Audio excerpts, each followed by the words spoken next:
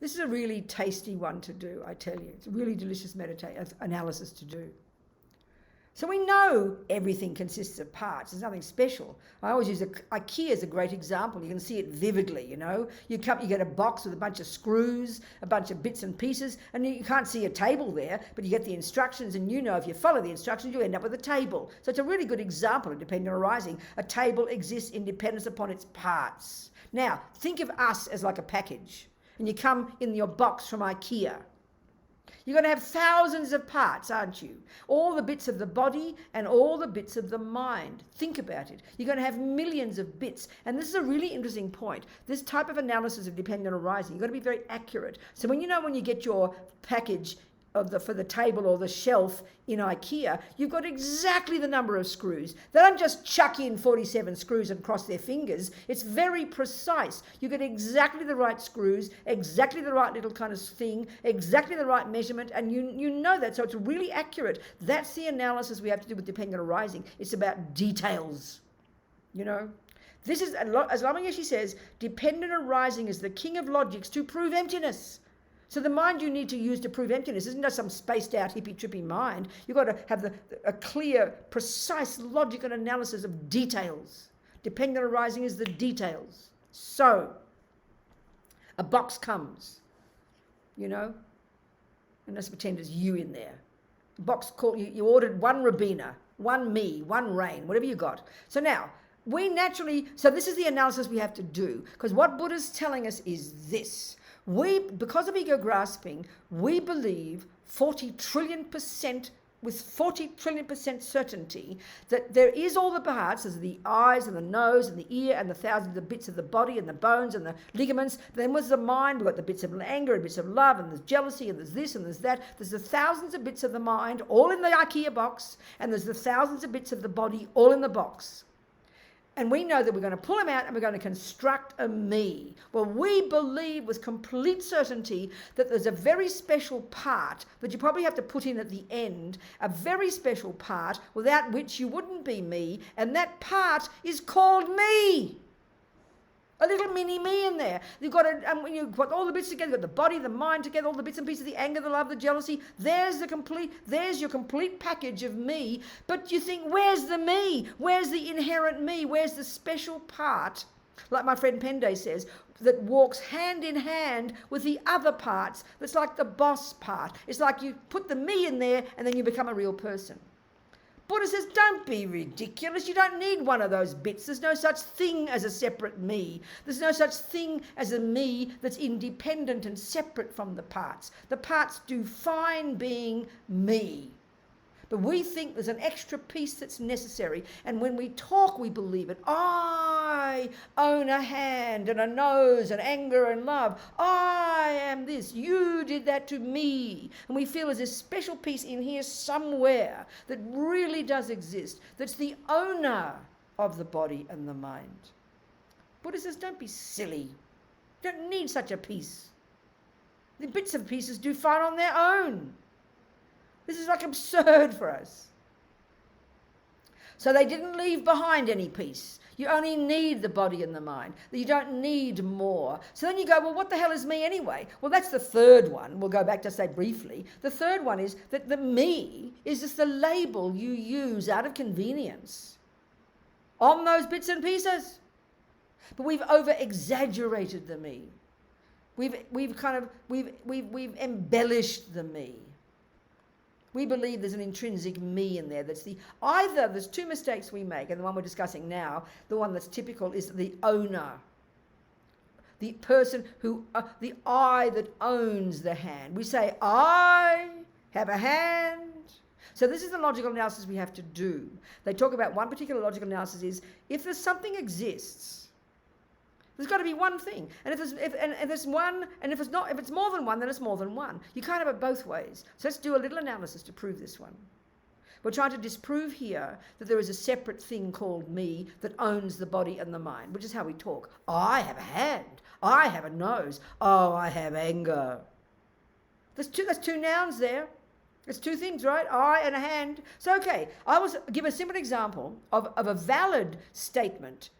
Then I say, I have an iPad and a thermos. So and this is now getting back to what exists and what doesn't.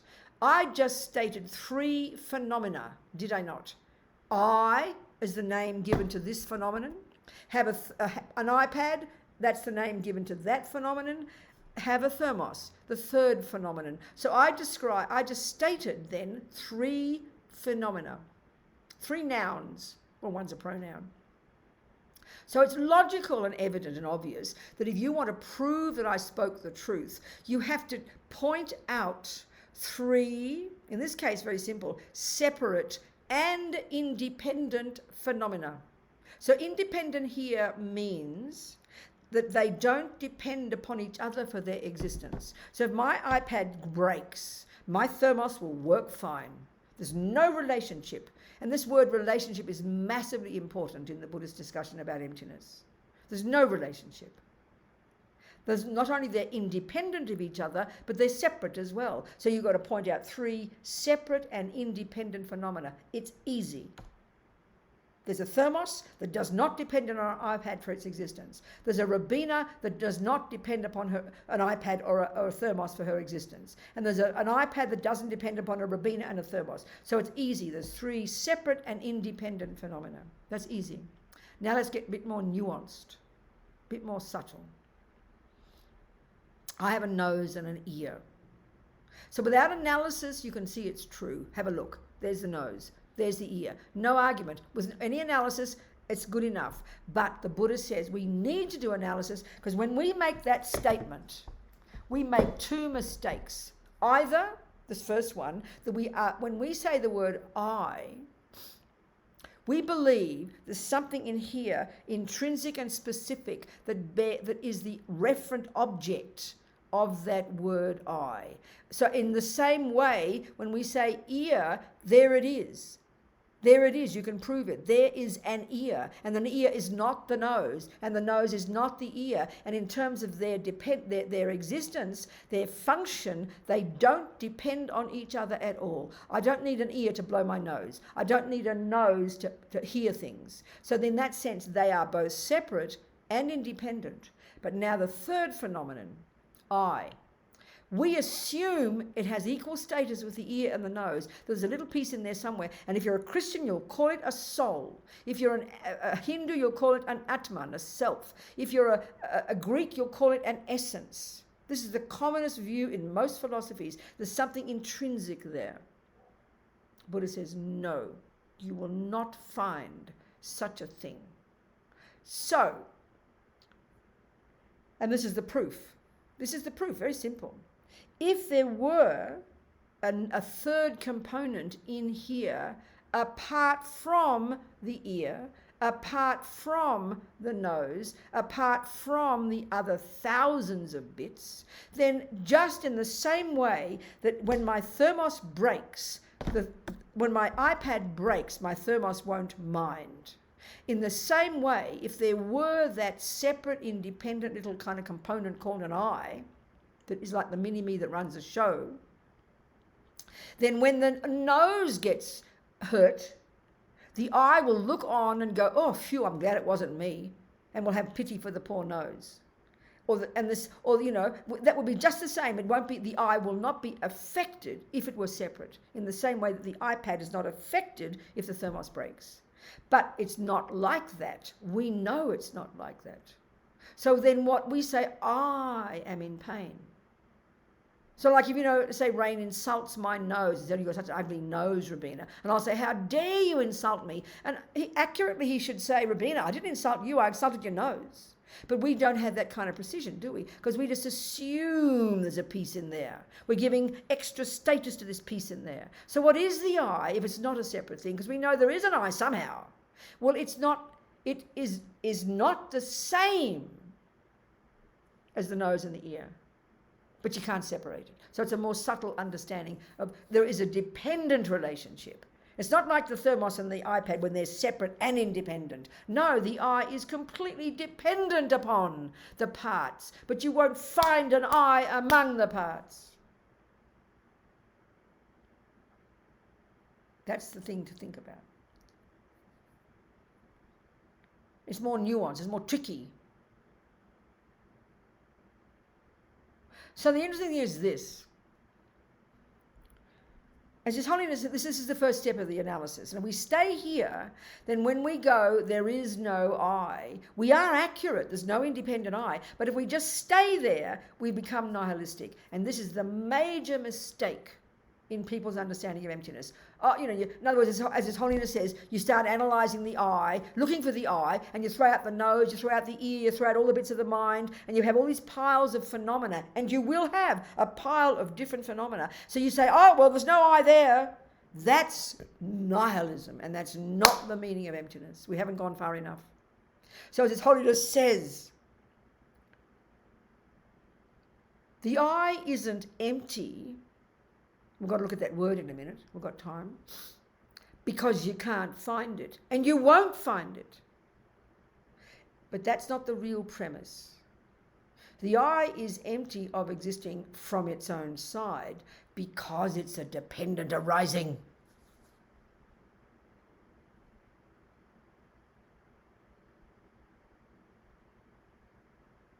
So let's look at the word emptiness. We get very confused.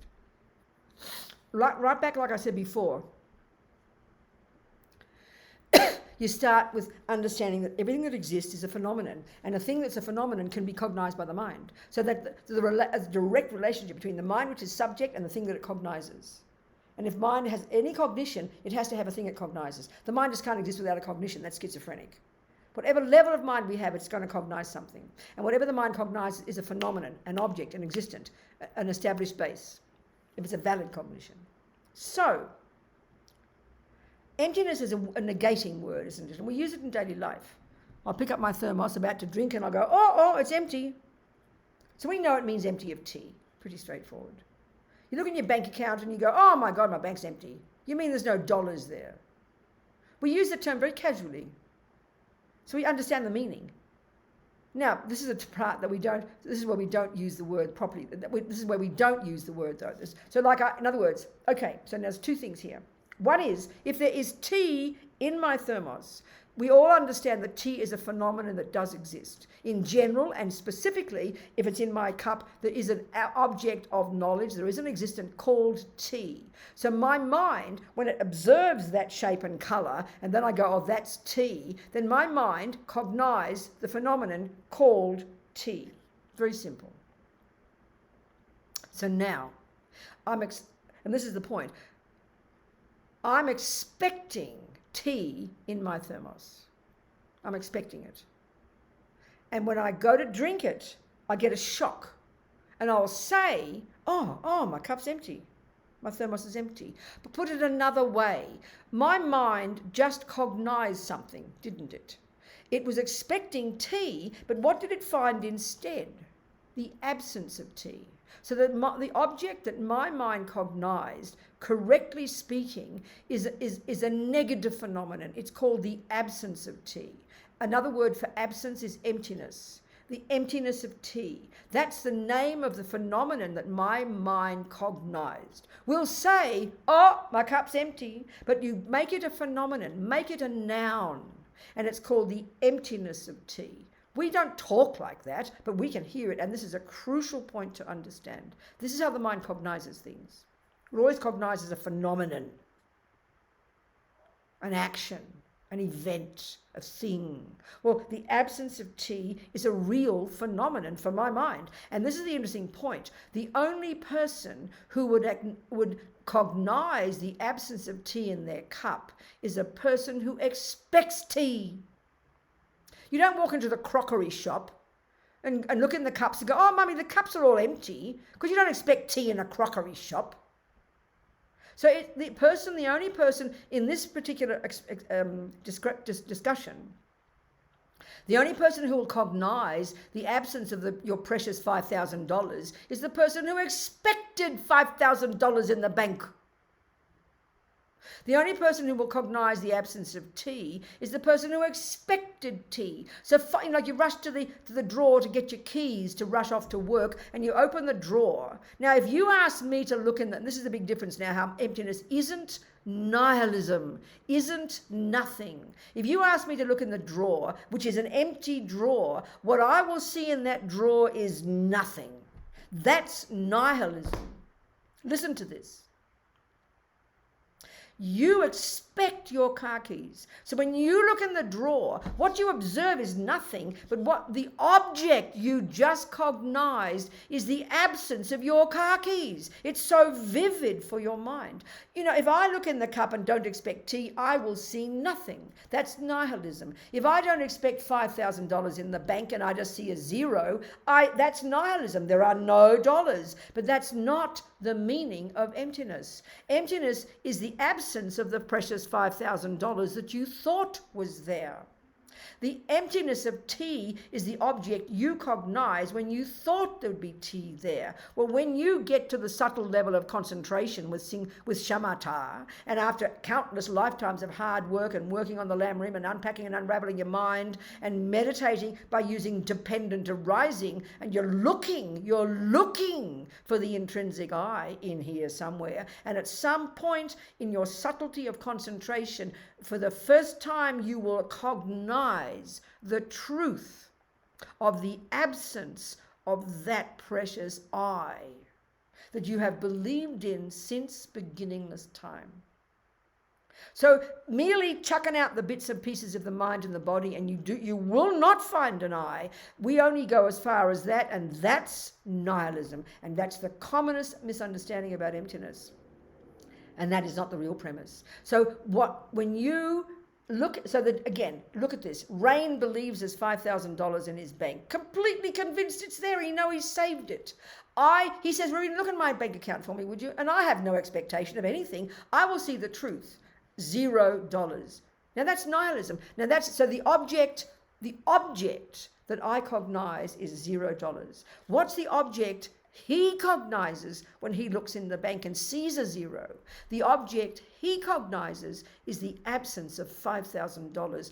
Absence of $5,000 and $0 are not the same object. So this is the proof that when you just look for the I and chuck out all the bits, that's part of the work you have to do, but you've got to keep going. And then you will find you will then discover dependent arising, which is the absence. You'll first see the absence of this precious I that you have believed in since beginningless time, and you will see for the first time that the absence, the emptiness, the lack of that I that has never, doesn't, and could never exist. It's a much more radical absence. Tea could exist. $5,000 could exist. Keys could exist. But this is a radical absence. It's a thing that could never exist. It's a complete fabrication, has no basis in reality. And Lama Zopa says the greatest yogis, nearly the best yogis, have unbelievable fear when they first see the absence of the fantasy I. But the best yogis have complete bliss and joy. So now, 5 minutes of questions. Come on. Thanks, Venerable. We have a question from Fernando who would like to ask you. Fernando, are you with us? Is it about questions? Yeah. I want. The question, hello, Venerable. But is it about emptiness? I want a question is about emptiness. It is, yeah. Yes. Good. Yes, Okay. it was about emptiness. Okay, go. There are two things in which I have tried to understand emptiness, and one is the one about the interdependence of every object or phenomena, and the other one, it's when you only recognized an object as merely labeled by the mind. And in that sense, I related to the Chittamatra school, which is only mind. Sorry, what? You what? What's the last bit? What? You what? When I consider emptiness on the aspect of being an object merely labeled by the mind, then I think about the Chittamatra or only mind school, which it says that. All I know, but I'm not discussing the Chittamatra view here. We're discussing the Prasangika view. So what's the question? Yeah. The thing is that I cannot cognize or put both. Which pieces can't you put together, Fernando? The interdependence of everything and the emptiness. Okay, good. Listen. Okay, good. Listen. Okay, good. This is the point you have to get to. You know that. This is the point. Right now, when we hear emptiness, we hear nothingness. Then when we hear dependent arising, we hear somethingness. And this is like this contradiction. So what we have to do is think that you have just discovered, as Holiness said, can you hear the one about first looking for the I in here among the parts. You hear that one so far? Yeah. And you can see with analysis that you won't find a separate I. You can find an ear and a nose and an eye and a tongue and a pee-pee and a caca and mind and anger and love, but you won't find a specific piece called self. Are you accepting that? Yeah, I accept. Okay, good. So if you stay there, that's nihilism. And that's not the answer. And you've affirmed, and that's the view, including Sita Matra, they affirm there is a body and mind. And you've just affirmed there is something that bears the label I, but you haven't gone far enough yet. That's still self-existence. So you've got to go further, and you've got to go, you realize the absence, not just there is no I that you can't see, but you realize not just there's no peace there and you just find a big space, like you look in the drawer and there's no keys. That's what I would see, because I don't expect keys. But you know, expecting your keys, you're expecting your keys, and you will see the absence of keys, and that's not the same as no I. So when you've realized that I is merely the label for that we put on the parts, that's merely labeled. That's merely labeled. So when you're a yogi and you're absorbed in perfect meditation on the absence of the intrinsic I, that's all you are realizing. And then you come out of meditation and you bop around the world and you see toilets and things and lamps and cups, but you don't believe in them. But you know there's no inherent cup either, as well as there's no inherent I. That cup also is merely labeled. But nevertheless, when you pick it up, you will still get your tea from it. It functions exactly as how you established it, but there's no cup from its own side. Cup is merely labeled. There's no I from its own side, but you still function as Fernando. You don't turn into nothing when you realized emptiness. Fernando still exists as a dependent arising Fernando. So these two go together. You can't separate them. When you realized emptiness of independent Fernando, you have just realized dependent arising Fernando. You can't have emptiness on its own. That's nihilism. So as soon as you hear there is no intrinsic Fernando, you are realizing there's a merely labeled Fernando. These are the two we have to bring together. Okay. So just keep working. I'll have to work more on that. Let's keep working on it, yeah. Exactly. Thank you. There's also this documentary on the David Bohm theory of wholeness, which I don't want to know. about... I'm not interested. I don't want to know those views. I don't understand them properly, and I just get confused. I'm happy with Buddha's view, okay? I know Westerners, and I'm not criticizing. I mean, Geshe Namdak in London, who teaches there, who's Dutch, he reads all these different books. Dalai Lama makes all these Geshe study the Western ones. I have no interest. I'm not being fundamentalist. I would like to just try and prove Buddha's point on its own. I think it's enough. Okay. I just get confused by the other views. I haven't studied them enough. I mean, I don't have enough knowledge. I mean, people like Alan Wallace have studied them. I haven't studied them. But I'm happy just to discuss Buddha's view on its own. I think it's a brilliant view. Why not? It can stand on its own good enough. If you want to communicate with scientists, learn science as well. No, I'm happy to do that, but I don't know the stuff yet. So keep working on it. Thank you very much. Do you understand?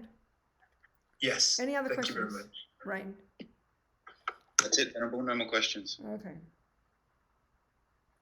So the point is, what's all this prove, you know? As His Holiness said this is really the best way to finish. As His Holiness said one time when someone asked him, how do you put emptiness into practice in daily life, Your Holiness? It was so simple. He said, see things from another point of view. That's dependent arising. So look, this is the point, look how we are when we're completely caught up in ego grasping and attachment and anger and jealousy and depression. Look how we are. We can't see past our own nose. We're completely absorbed in our own self. Everything else there is either kind of paranoid, angry, ugly, depressing. There's no sense of interconnectedness at all, is there? You're just isolated and lonely and despairing in this little isolated self. That's the function of the delusions, which is rooted in ego grasping. Then when you open your mind and you become more loving and more wise and more spacious, you hear someone else and you suddenly can connect with them. That's the proof of dependent arising. You can see it from another point of view. But with ego grasping, we've got tunnel vision. Can't see anything. It's just, this is how it is. I'm ugly and depressed. You're not ugly and depressed, Robina. Yes, I am. We don't even know how to hear from another point of view that I might have some good qualities. We recognize this. Look at the stubbornness of ego grasping. I'm not criticizing. This is our suffering. We can't see anything else. If you are mad at somebody, you know, if you're angry with someone because they harmed you, this is the anger mind. You cannot see a single millimeter of anything other than ugliness. And you do not want to see it. That's exactly how we all are with the delusions. And they're rooted in the fundamentalism of ego grasping. So the second you can begin to find one tiny thing about your mother that was good, one tiny thing, and this is shocking, one tiny good quality in Mr. Trump or Mr. Weinstein, then you are seeing, you're understanding emptiness. It's profound, I tell you.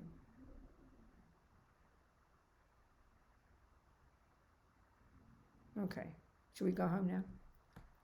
Noon on a Sunday. What do you do on noon on a Sunday in Melbourne and Sydney? Melbourne can't do much. You're locked in your houses, aren't you? Thank you very much. Okay, good. I heard they get an extra hour today. What's this message from Robin? Robin Gomez says something. What is Robin saying? Monique Potts says, thank you very much. Thank you, Robina. Good, darling. It's a pleasure. What did Robin Gomez say? There was a note from Robin Gomez.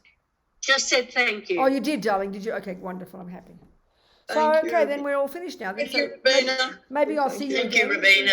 I'm very happy to come to Sydney again. You're very happy to. Anytime you like, Rain, I'm available. On behalf of everyone, Venerable and Vajrayana Institute, everyone here on Zoom and YouTube, Good. I'd like to thank you so much for this series of teachings. Good, darling. I'm sure everyone would agree that your potency or the message is not lost in this format. Good, darling. We hope that after all this craziness, you can come back to VI I want to, and yeah. do a full Gompa, Good. hopefully next year. Hopefully next year. Let's see what happens. Absolutely. And also, many people haven't expressed an interest to make an offering. I'll discuss that with you after the best please, way. yeah, make that's that. fine. Okay, good. So Thank you so much. Thank you, darlings. May compassion, may Thank body to you. grow and grow. Jangchob, Semchob, Rinpoche, Makye Panam, Keguchi, Kye Panyam Pam, Ne Payang, Gong Ne, Gongdu, Koba Shog. And then due to this virtue of listening to these teachings and this wisdom that we had and any insights we've got, how marvelous, may I quickly become a Guru Buddha and lead all sentient beings without exception to that state. What a marvelous thought. Thank you, everybody, for all your questions, everybody. Fernando. Thank you so much. Thank you, Everybody. Robina. Robin, all Thank your you, lovely everyone. Thank you, darlings. Much love.